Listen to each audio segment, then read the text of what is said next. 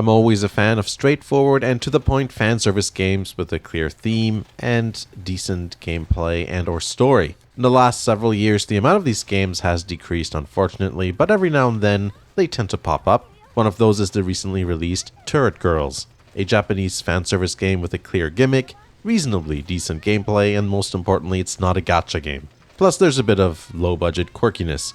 It reminds me of other games like Sonikomi and also some of the Senran Kagura spin-offs.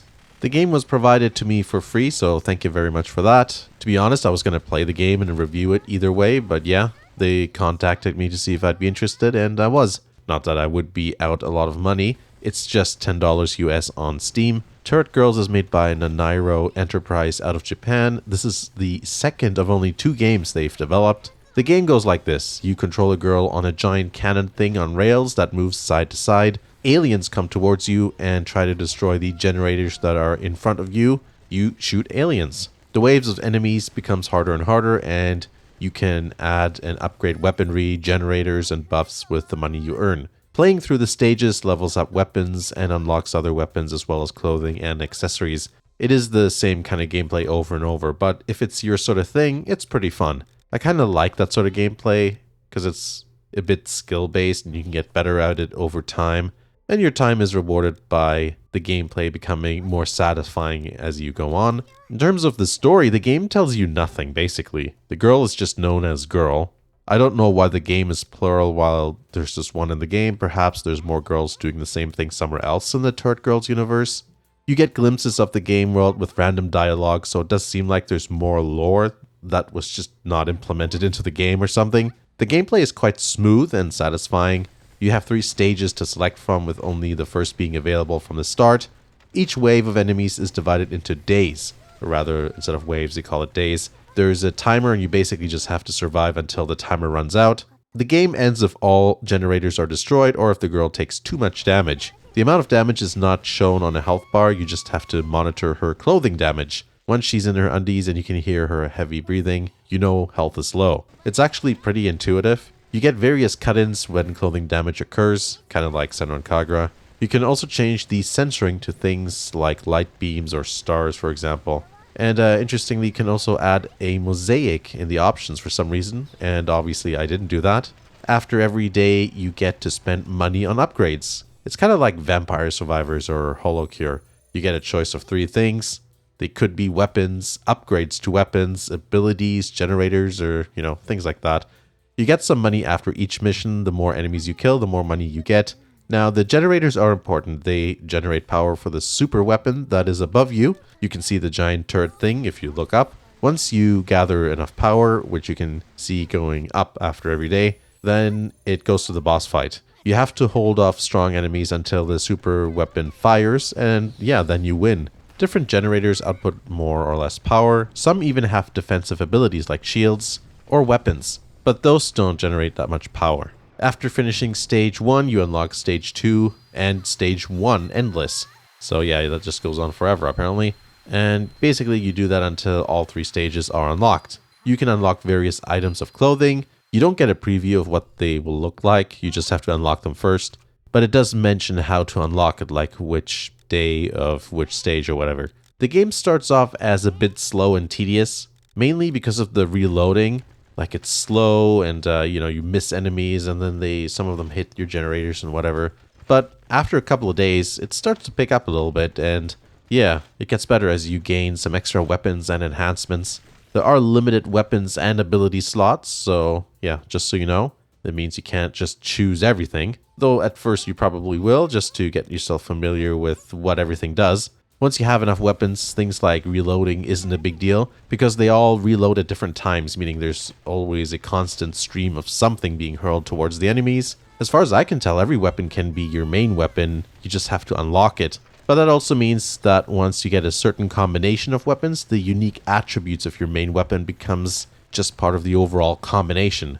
Though you do level up your main weapon, so there's probably technically a difference. You can choose to reroll if you don't like the 3 choices you're given there. The cost of rerolling goes up every time, so yeah, try to use that sparingly at first anyways. Once you're more upgraded, you'll suddenly start earning tons of money because you're killing so many enemies. And then, yeah, you can allow yourself that luxury, especially before boss fights. You can just reroll a bunch of times, and then you can take advantage of various upgrades that you may not have, and also some one-time buffs. Because why use them in normal missions when you can use them in the boss fight, right? The extra attack power buff is really good against bosses. You just kill them really fast. The machine gun as a main works well, as does the laser thing. Whichever I don't choose as the main, I usually pick up during gameplay anyway, so yeah. The laser is nice to have because it reaches so far back. Then I also like to pick up the bullet size upgrade if I can, so that way you don't have to be so precise when shooting.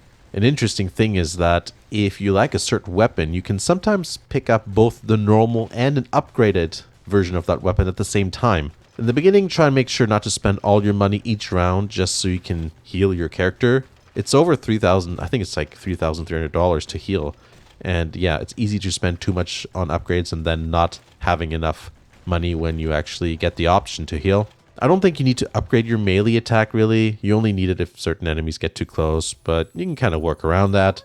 I'd rather not waste my upgrade slots with that. Another way to avoid enemies is to dash, though you can literally launch yourself into the path of your enemy attack if you're not careful. But you can also upgrade that if you want, because the upgrade makes you invulnerable while dashing. It also serves as a way to quickly move around, as you may expect. In terms of enemies, there are ground units and air units. They'll either emerge from the horizon somewhere or through the wormholes. You want to focus on the wormholes since basically that's a swarm you have to deal with. You may have noticed from the gameplay footage here that there is 3 different colors of enemies, blue, red, and yellow. And from what I can tell, they have their own combat philosophy, if that isn't too grand of a term. It seems like the red just head to the nearest generator, and then they deal damage when they hit them. Blue enemies can throw or launch projectiles at the generators, and the yellow ones actually attack the character directly. The boss enemies are a bit more unique, and you kind of just have to figure it out as you play.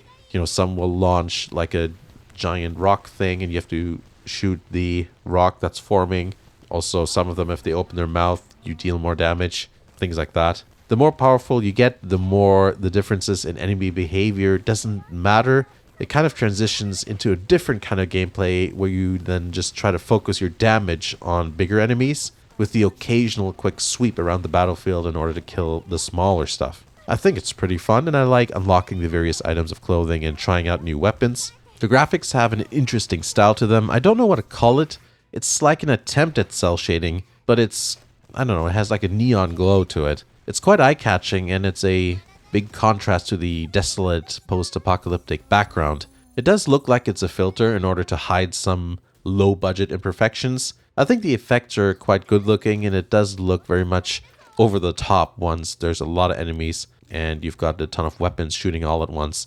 Overall, I think it's okay for a $10 game in terms of the looks. I like the idea of the art style, but I think it could use a little bit more work so that it isn't so harsh on the eyes. I like the details in the animations. There are physics, in case you're wondering. I also like how there's, like, you know, different animations when the fight starts. Little detail, but it's kind of fun. Like, she'll be confident when things are going well. But if you're struggling, and let's say you only have a generator left, she'll act more serious or concerned. There's some strange bits here and there, and yeah, there's some criticisms I have. I noticed that your add-on weapons don't seem to line up with the crosshairs. It's actually not really a problem, but it's an interesting quirk, let's call it that, and you notice that when you're playing. It's really easy to fixate on one weapon for a bit before realizing that, oh, you're not centering it properly. While you can change various bits of clothing like underwear, legwear, and accessories, the uniform is not interchangeable, but what you can change at least has some variety, and unlocking them serves as an incentive to keep playing, I suppose. Depends on what you like, I guess. If you don't care about that, then, you know, that's one less aspect of the game that's interesting to you, I suppose. Another thing is that the clothing that you customize is only really beneficial if you take damage, which is something you're trying not to do, so, you know, there's that. So the only real difference that you see while playing is, like, you know, just the underwear and the leg wear, and also maybe the accessory on the back, which you can change from other stuff, and, you know, cat ears, cattail, that sort of thing. Anyways, it's alright.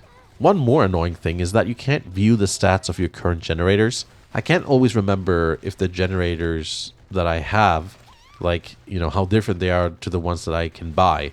So, you know, I don't know if I'm maybe accidentally replacing a generator with a weaker one or whatever. It would be nice to see that information at a glance, or just, you know, if you could just hover over your current generators and be like, and then, you know, it gives you the stats. You remember it eventually, but it would be nice if you didn't have to do that. The sounds and the music are decent. Not that there's that much variety in the music, but, you know, it's not a large game. The girl is voiced. You may notice that the things she says in Japanese doesn't really match up with the subtitles. My knowledge of the Japanese language is very limited, but even I can tell that the one-word sentences she says does not translate into whatever is written in English there.